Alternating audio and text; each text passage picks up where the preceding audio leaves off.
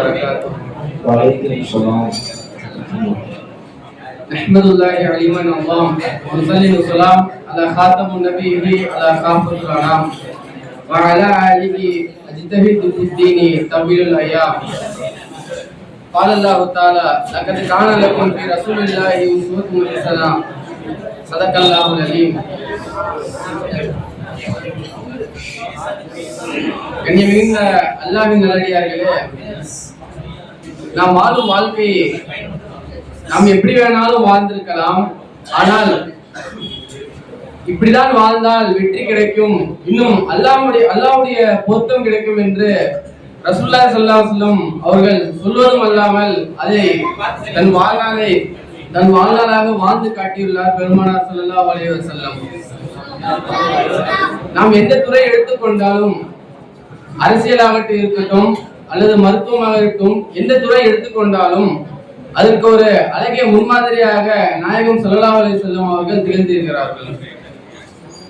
நபிகள் நாயகம் ஸல்லல்லாஹு அலைஹி வஸல்லம் எப்படி ஒரு ஆன்மீக பிரச்சாரத்தில் சிறந்து திகழ்கிறார்களோ, அதே போன்று போர் முனையிலும் நாயகம் ஸல்லல்லாஹு அலைஹி வஸல்லம் அவர்கள் சிறந்து திகழ்ந்தார்கள். நாயகம் ஸல்லல்லாஹு அலைஹி வஸல்லம் அவர்கள் 19 போர்களை அவர் வழி நடத்தியுள்ளார்கள். அதில் 8 போர்கள் தான் களத்தில் இறங்கி சண்டையிட்டார்கள். நபி ஸல்லல்லாஹு அலைஹி வஸல்லம் அவங்க கலந்துக்கிட்ட முதல் போர் யாருக்கா தெரியுமா?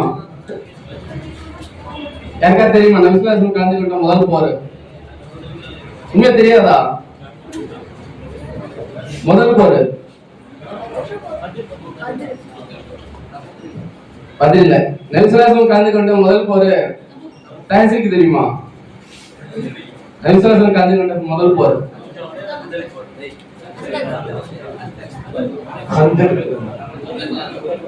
இல்ல, சரி சொல்றேன். நபி ஸல்லல்லாஹு அலைஹி வஸல்லம் கலந்துக்கிட்ட முதல் போர் ஹர்புல் ஃபுஜார். அதாவது நுபுவத், நபி ஸல்லல்லாஹு அலைஹி வஸல்லம் நுபுவத் கிடைக்கிறதுக்கு முன்னாடி நபி ஸல்லல்லாஹு அலைஹி வஸல்லம் கலந்துக்கிட்ட போர் வந்து ஹர்புல் ஃபுஜார். அதுல நபி ஸல்லல்லாஹு அலைஹி வஸல்லம் அவங்க கலந்து கொண்டாங்க. இன்னும் அதுக்கப்புறம் அவங்க நபி ஸல்லல்லாஹு அலைஹி வஸல்லம் கலந்து கொண்ட போர்ல அபுவா என்ற போர் கலந்து கொண்டாங்க. அதுக்கப்புறம் ஷைரா என்ற போர்களும் கலந்து கொண்டாங்க. ஆனா இந்த போர் நடக்கவில்லை. அதுக்கப்புறம் நபி ஸல்லல்லாஹு அலைஹி வஸல்லம் அவங்க ஹிஜ்ரத் 2ல கலந்து கொண்ட போர் தான் பத்ர் போரா இருக்கு.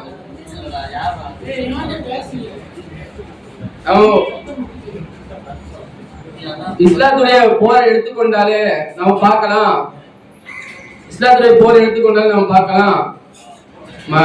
மாற்று சமுதாயங்கள் சொல்லக்கூடிய ஒரு விஷயமா இருக்கு. இஸ்லாத்தை பார்த்து இஸ்லாம் வந்து வாழ்நாள் பரப்பப்பட்டதுன்னு சொல்லி, அதாவது வாழ்நாள் தான் இஸ்லாம் வந்து பரப்பப்பட்டதுன்னு சொல்லி சொல்லுவாங்க. ஆனா பார்க்கணும், நபி ஸல்லல்லாஹு அலைஹி வஸல்லம் அவங்க தான் வாழ்நாள்லயே போர்ல நபி ஸல்லல்லாஹு அலைஹி வஸல்லம் எத்தனை கொலை செஞ்சிருக்காங்க பார்த்தாங்கன்னா, ஒரே ஒரு நபரை மட்டும்தான் நபி ஸல்லல்லாஹு அலைஹி வஸல்லம் தன்னுடைய வாழ்நாள்லயே போர்ல கொலை செஞ்ச நபர் வந்து ஒரே ஒருத்தர் தான். உபைத் இப்னு கலப் சொல்லி ஒரே ஒருத்தர் நபி ஸல்லல்லாஹு அலைஹி வஸல்லம் கொலை செஞ்சாங்க. இன்னும் நபி ஸல்லல்லாஹு அலைஹி வஸல்லம் அவர் இந்த வழிநடத்தின 19 போர்லையும் பார்த்தோம்னா, அந்த 19 போர்லையும் மொத்தம் இறந்த அந்த இழப்பீடு பார்த்தோம்னா 1000 பேர் தான் இருப்பாங்க. முஸ்லீம்களும் முஸ்லிம்களும் சேர்த்தாலும் 1000 பேர்கள் தான் இருப்பாங்க மொத்த பேரும். அதுலயே ஒரு 600 பேர் வந்து பனு குரைலா என்ற கூட்டத்துல இருந்தவங்க. அவங்க வந்து ஒப்பந்தத்தை மீறினால கொல்லப்பட்டவங்க. அந்த 600 கழிச்சாலும் 400 பேர் இருக்காங்க. 400 பேர் தான் ஒரு போர்ல இறக்கப்பட்டிருக்காங்க. நபி ஸல்லல்லாஹு அலைஹி வஸல்லம் அவங்களோட சஹாபாக்கள் மூலமா கொல்லப்பட்டிருக்காங்க. ஆனா இத வாழ்நாள் கொல்லப்பட்டாங்க சொல்றாங்க. ஆனா நம்ம இப்போ உலகப்போர் எடுத்து பார்த்துக்கிட்டோம்னா, உலகப்போர் வேர்ல்ட் வார் 1 எடுத்துக்கிட்டோம், அதுல வந்து 40 மில்லியன் பேர் மக்கள் இறந்திருக்காங்க. இதே உலகப்போர் 2 எடுத்துக்கிட்டோம்னா 75 மில்லியன் பேர் இறந்திருக்காங்க. ஹிரோஷி நாகசாமி அந்த போர்கள் எல்லாம் பார்த்தோம்னா 2,46,000 பேர் இறந்திருக்காங்க. பார்த்தோம்னா அதுல இழப்பீடு நிறைய இருக்கா, இல்ல நம்ம மக்கள் இழப்பீடு நிறைய இருக்கா? ஆனா மாற்று மதத்தை வைக்கக்கூடிய முதல்ல இதுவா இருக்கு, இஸ்லாம் வந்து வாழ்நாள் தான் பரப்பப்பட்டது அப்படின்னு சொல்லி சொல்லுவாங்க. ஒரு போர் எடுத்துக்கொண்டாலே அது எவ்வளவு ஒரு கோரமா நடக்கும்னு சொல்லி பார்க்கலாம், வரலாற்றுல பார்க்கலாம். ஒரு போர் எடுத்துக்கொண்டாலே, போர் நடந்தாலே, ஒரு நாட்டுல இருக்க போர் வேற நாட்டுல வந்து ஜெயிச்சுட்டா அந்த நாட்டுல உள்ள முதல்ல அந்த மன்னருடைய தலையை வெட்டி அதை அதனுடைய பற்கள் எல்லாம் பிடுங்கி அது கோட்டையோட முன்னாடி அது மாதிரி போட்டு வைப்பாங்க. இன்னும் அவங்க இருக்கிற எல்லா பெண்மணிகளை விபச்சாரம் பண்ணுவாங்க. இது மாதிரி நிறைய விளைநிலங்கள் எல்லாரையும் அழிச்சிருவாங்க. ஆனா நாயகம் ஸல்லல்லாஹு அலைஹி வஸல்லம் அவங்க உயர்ந்த சட்டங்களை அமல்படுத்திருக்காங்க. போர் காலத்துல எப்படின்னா நபி ஸல்லல்லாஹு அலைஹி வஸல்லம் அவங்க கட்டளையிட்டிருக்காங்க, பெண்கள் குழந்தைகள் கொல்லக்கூடாது. இன்னும் அங்க போர்ல நடக்கக்கூடிய அந்த கனிமத்தை திருடக்கூடாது சொல்லியிருக்காங்க. நபி ஸல்லல்லாஹு அலைஹி வஸல்லம் அவங்க கனிமத்தை யார் திருடுறாங்களோ ஒரு பிணத்தை தின்றதுக்கு சமம் என்று சொல்லியிருக்காங்க நாயகம் ஸல்லல்லாஹு அலைஹி வஸல்லம். இன்னும் சித்திரவதமா கொலை செய்யக்கூடாது என்று நாயகம் ஸல்லல்லாஹு அலைஹி வஸல்லம் சொல்லியிருக்காங்க.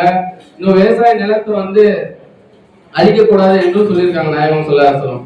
இப்ப நம்ம போரன்னு எடுத்துக்கொண்டா முதல் பதில் போரா இருக்கு. அதாவது சின்னஞ்சிறு கூட்டம் பெண்ணப்பெரு கூட்டத்தை வீழ்த்தியதா இருக்கு பதில் போர். பதில கலந்து கொண்ட சஹாபாக்களுக்கு எவ்வளவு பெரிய அந்தஸ்து இருக்குன்னா, தொழுகையில அவங்க வந்தாலே அவங்கதான் முன்சப்ல நிக்கணும் பதில் சஹாபாக்கள். இன்னும் நபி ஸல்லல்லாஹு அலைஹி வஸல்லம் அவங்க ஜிப்ரீல் ஸல்லல்லாஹு அலைஹி வஸல்லம் கேட்கறாங்க, பதில் சஹாபாக்கள் பத்தி என்ன நினைக்கிறீங்கன்னு சொல்லி கேட்கும்போது ஜிப்ரீல் ஸல்லல்லாஹு அலைஹி வஸல்லம் அவங்க சொல்றாங்க, உங்க இதுல எப்படி பதில் சஹாபாக்கள் உயர்ந்ததா இருக்கிறாங்களோ எங்க மலக்குமார்களையும் நாங்க பதில கலந்து கொண்ட மலக்குமார்கள் தான் உயர்ந்தவங்களா இருக்காங்கன்னு சொல்லி ஜிப்ரீல் ஸல்லல்லாஹு அலைஹி வஸல்லம் சொல்லியிருக்காங்க. ஒரு தடவை அப்துல் ரஹ்மான் இப்னு அவுஃப் ரலியல்லாஹு அன்ஹு அவங்க மதீனாக்கு வந்துட்டாங்க. மக்கால அவங்களுடைய குடும்பம் தான் இருக்கு. மக்கள் அவங்க குடும்பம் இருக்கும்போது அவங்க குடும்பத்தை விட்டுட்டு வந்திருக்காங்க. அந்த குடும்பத்தை பாத்துக்கணும், யாராவது ஒருத்தவங்க பாத்துக்கனால கலப்பு கிட்ட பொறுப்பு ஒப்படைக்கிறாங்க. ஆனா அவன் முஸ்லிக்கின்னு அவன் என்ன இருக்கிறான்னா, நீ மதீனால நடக்கக்கூடிய விஷயம் நபி ஸல்லல்லாஹு அலைஹி வஸல்லம் சொல்லக்கூடிய விஷயம் உணவு பார்த்துட்டு எனக்கு அனுப்பி விடணும்னு சொல்லி சொல்றாங்க. அப்படி அந்த உலக செய்தி நீ எனக்கு சொன்னா நான் அவன் குடும்பத்தை பாத்துக்கிறேன்னு சொல்லி சொல்றாங்க. அது மாதிரி ஒரு தடவை அது மாதிரி எல்லாம் பண்ணி நபி ஸல்லல்லாஹு அலைஹி வஸல்லம் அவங்க கிட்ட அவங்க மாட்டிக்கிட்டதுக்கு அப்புறம் அந்த சஹாபி மாட்டிக்கிட்டதுக்கு அப்புறம் உமர் ரலியல்லாஹு அன்ஹு அவங்க சொல்றாங்க, நீங்க எங்களுக்கு செஞ்ச மிகப்பெரிய துரோகம் நாயகம் சொல்லுங்க, நான் எப்பயும் அவங்க கொலை செய்யறேன் அப்படின்னு சொல்லி சொல்றாங்க. சொல்லும்போது நபி ஸல்லல்லாஹு அலைஹி வஸல்லம் சொல்றாங்க, இல்ல அவர் பதில கலந்துக்கிட்ட சஹாபின்னு சொன்னோடனே உமர் ரலியல்லாஹு அன்ஹு அவங்க தன்னுடைய வாழை கீழே போட்டு அழுவ ஆரம்பிச்சிடுறாங்க. 24 குறைஷி தலைவர்கள் அவங்க கொல்லப்பட்ட மிகப்பெரிய போரா இருக்கு பதில் போர். இன்னும் அடுத்தது உஹது போர் நடந்தது. உஹது போர்ல நம்ம இஸ்லாம் தோல்வி அடைந்ததான் சொல்லுவோம். ஆனா ஆரம்பத்துல இஸ்லாம் தான் வெற்றியா இருந்தது. ஒரு சஹாபாக்கள் செஞ்ச அந்த கனிமத்து பொருளை எடுக்கணும்னு சொல்லி செஞ்ச அந்த சின்ன தவறுனால உஹது போர்ல நம்ம வீழ்க்கப்பட்டோம். அதுக்கப்புறம் அஹாப் போர், முரேஷி போர் எல்லாம் நடந்து கந்தக் போர் நடக்குது. கந்தக் போர்ல 11,000 பேரு முஸ்லிம்கள் தாக்க வராங்க. மதீனாவை சுத்தி மலைகளா இருக்கும். ஆனா முன்னாடி வாசலா இருக்கும். முன்னாடி மட்டும் ஒரு வாசல் இருக்கிற இடம் மாதிரி இருக்கும், சுத்தி மலையா இருக்கும். அந்த வாசல் வழியா வரலாம். அதனால நபி ஸல்லல்லாஹு அலைஹி வஸல்லம் அவங்க திட்டம் தீட்டுறாங்க. என்னன்னா மஷவரா எடுக்கிறாங்க. அதுல சல்மான் ஃபாரிஸ் ரலியல்லாஹு தஆலா அன்ஹு அவங்க சொல்றாங்க, எங்க நாட்டுல நாங்க பாரசீகத்துல வேற மன்னர்கள் இந்த மாதிரி தாக்க வரும்போது நாங்க இப்படிதான் ஒரு அகல் தோன்றோம் அப்படின்னு சொல்லும் போது, சரி இதுவே நல்லா இருக்குன்னு சொல்லி நபி ஸல்லல்லாஹு அலைஹி வஸல்லம் ஒரு பெரிய அகல் தோன்றாங்க. அதோடைய ஆழம் எந்த அளவுக்கு இருக்குன்னா, ஒரு மனுஷன் அதுல விழுந்துட்டானா கையில கொடுத்து அவனை காப்பாற்றவும் முடியாது. இன்னும் அதோடைய அகலம் எந்த அளவுக்கு இருக்குன்னா, ஒரு குதிரை வேகமா பாய்ஞ்சாலும் அதெல்லாம் அந்த பக்கம் கடக்க முடியாது. அந்த அளவுக்கு அதோடைய வேகம் இருக்கும், அந்த அளவுக்கு அந்த அகலம் இருக்கும். இன்னும் அந்த போர்ல தான் மதீனாவாசிகள் ரொம்ப பஞ்சத்துல இருந்தாங்க. எந்த அளவுக்கு பஞ்சம்னா, நாயகம் ஸல்லல்லாஹு அலைஹி வஸல்லம் ஒரு பேரிச்சை பழத்தை எடுத்து அதை சுவைச்சிட்டு அப்படியே ஒரு சஹாபாக்கள் கொடுப்பாங்க, இன்னொரு சஹாபாக்கள் கொடுப்பாங்க, அப்படியே எல்லாருக்கிட்ட கொடுப்பாங்க. அதை யாரும் சாப்பிட மாட்டாங்க, சுவைச்சிட்டு மட்டும் இருப்பாங்க. ஏன்னா அந்த அளவுக்கு ஒரு பஞ்சத்துல இருப்பாங்க. சஹாபாக்கள்லாம் யோசிப்பாங்க. சஹாபாக்கள்லாம் தன்னுடைய வயிறுல ஒரு கல்லை கட்டிட்டு இருப்பாங்க. கல்லை கட்டிட்டு என்ன நபி ஸல்லல்லாஹு அலைஹி வஸல்லம் அந்த கந்தக் புளிய தோன்றதுலயே ஆர்வத்துல இருக்காங்க, நம்மள எல்லாம் கண்டுக்க மாட்டேங்கிறாங்க சொல்லி தன்னுடைய ஆடையை போயிட்டு அவிழ்த்தி காட்டுறாங்க. என்கிட்ட பாருங்க, நாயகமே வயிற்று நான் ஒரு கல்லு கட்டியிருக்கேன் அப்படின்னு சொல்லி காமிக்கும் போது நாயகம் ஸல்லல்லாஹு அலைஹி வஸல்லம் அவங்க தன்னுடைய ஆடையை அழைத்து காமிக்கும் போது நாயகம் ஸல்லல்லாஹு அலைஹி வஸல்லம் அவங்க ரெண்டு கல்லு கட்டியிருப்பாங்க. அதை பார்த்தவொடனே ஜாபீர் இப்னு அபி தாலிப் அவங்க பாக்குறாங்க. அந்த விஷயத்த பார்த்தோன்னே அவங்க வருத்தப்பட்டு வீட்டுக்கு போறாங்க. வீட்டுக்கு போயிட்டு அவங்க கிட்ட என்ன சாப்பாடு இருக்குன்னு சொல்லி பாக்குறாங்க. தம் மனைவி கேட்கும் போது 2 பேர் சாப்பிடுற அளவுக்கு தான் சாப்பாடு இருக்கு அப்படின்னு சொல்லி பாக்குறாங்க. கொஞ்சோண்டு கோதுமையும் கொஞ்சோண்டு கறி இருக்கு அப்படின்னு சொல்லும் பொழுது போயிட்டு நாயகம் ஸல்லல்லாஹு அலைஹி வஸல்லம் மட்டும் போயிட்டு அவங்க அழைக்க போறாங்க. அவ்வளவு சஹாபாக்கள் மத்தியில அவங்க கிட்ட போயிட்டு தனிப்பட்ட முறையில சாப்பிடுவாங்க. ஏன்னா அவங்களும் பஞ்சத்துல தானே இருக்காங்க, அதனால தனிப்பட்ட முறையில போயிட்டு கூப்பிடுறாங்க. அப்போ நபி ஸல்லல்லாஹு அலைஹி வஸல்லம் என்ன பண்றாங்க, எல்லா சஹாபாக்களும் கூப்பிடுறாங்க, வாங்க வாங்க உங்க வீட்டுல இப்போ விருந்து இருக்குன்னு சொல்லி கூப்பிட்டாங்க. இவங்களும் ஒரு மாதிரி ஆயிடுறாங்க, எப்படி சாப்பாடு பத்தாதுன்னு சொல்லி போகும்போது நபி ஸல்லல்லாஹு அலைஹி வஸல்லம் வீட்டுக்கு போயிட்டு நாயகம் ஸல்லல்லாஹு அலைஹி வஸல்லம் அவங்க எங்க கிட்ட சாப்பாடு கம்மியா தான் இருக்கு, என்ன பண்ணலாம் அப்படின்னு சொல்லி கேட்கும்போது நபி ஸல்லல்லாஹு அலைஹி வஸல்லம் அவங்க எங்கிட்ட கொண்டு வாங்க அந்த கோதுமை, சிறிதளவுக்கு அந்த கோதுமையும் அதுக்கப்புறம் அந்த கறியை எங்கிட்ட கொண்டு வாங்க, அது அதுக்கு மேல ஒரு துணி போட்டு வச்சுட்டு யாருக்கு என்ன வேணாலும் என்கிட்ட கேளுங்க, நான் தான் அதை எடுத்து கொடுப்பேன் அப்படின்னு சொல்லுவாங்க.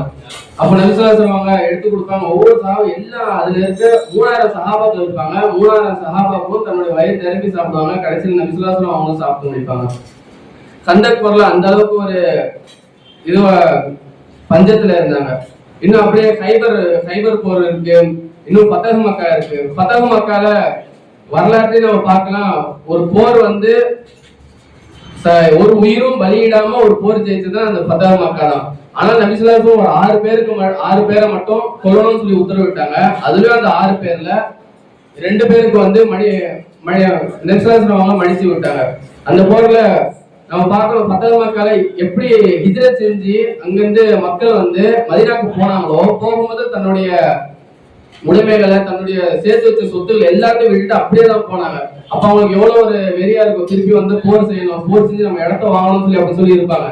ஆனா மக்கள் வரும்போது நபி ஸல்லல்லாஹு அலைஹி வஸல்லம் அவங்க எல்லாரையும் பொதுவா மன்னிச்சு விட்டாங்க. அது மாதிரி போர்கள்லாம் நடந்தது. அதனால நபி ஸல்லல்லாஹு அலைஹி வஸல்லம் அவங்களுடைய சுன்னத்தான வாழ்க்கையை நம்ம அனைவரும் பின்பற்றுவோமாக. அல்ஹம்துலில்லாஹி ரப்பில் ஆலமீன். அஸ்ஸலாமு அலைக்கும் வரஹ்மத்துல்லாஹி வபரகாத்துஹு.